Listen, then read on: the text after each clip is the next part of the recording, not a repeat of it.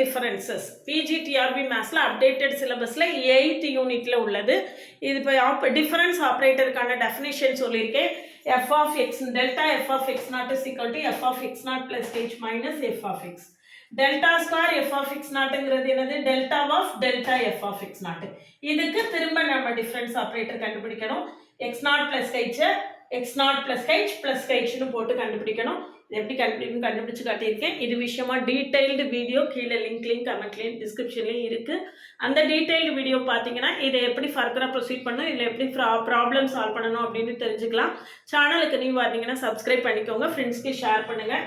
ஒரு டெலிகிராம் குரூப்போட லிங்க் கொடுக்குறேன், ஜாயின் பண்ணிக்கோங்க. வாட்ஸ்அப் சேனலில் ஆட் ஆகிக்கோங்க. ஓவிஎம் ஆப்பை டவுன்லோட் பண்ணிக்கோங்க. அதில் previous year question plus book எல்லாமே கொடுத்துருக்கேன், நீங்கள் ஃப்ரீயாக டவுன்லோட் பண்ணிக்கலாம்.